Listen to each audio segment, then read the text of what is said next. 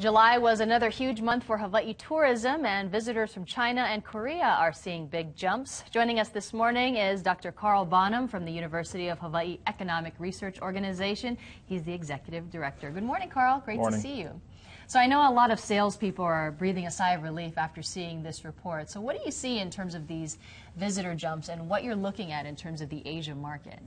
Well, you mentioned Korea, China is growing very, very strongly, and these are very small shares of the overall tourism market.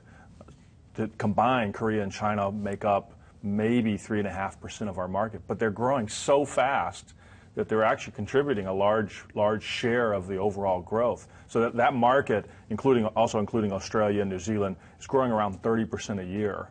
And so that's a big key in what's happening right now. And it's growing because of the strong economies, in some cases strong currencies, and the very aggressive growth of airline lift into those markets. And you can see airlines like Hawaiian Airlines taking aim in that, especially in Korea and China. Looking island by island, what are you looking at in terms of tourism growth by each island?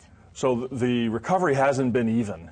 Oahu is the primary source of economic recovery. So overall arrivals to Oahu are pretty much back at their peak right before the Great Recession. But that's not true for Maui, Kauai, and the Big Island. And the Big Island is probably 25% from where they were, 25% down from where they were before the recession. So Hawaiian's announcement that they're trying to get a direct flight from Haneda to the Big Island is very important.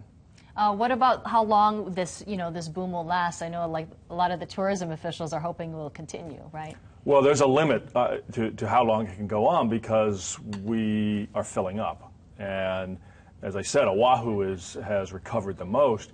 And if you look at the occupancy rate data that Hospitality Advisors publishes, you would find that Oahu is basically full.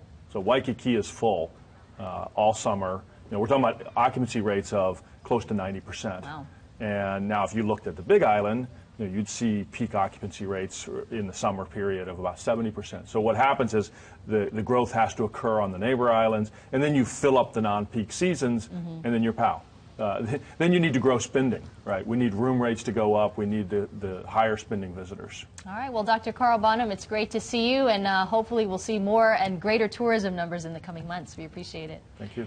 And if you'd like to find out what the economists at UHERO are tracking, you can head to their Facebook page. You can also find a link to their website on the As Seen On section of KITV.com. It is 6:39. We'll be right back.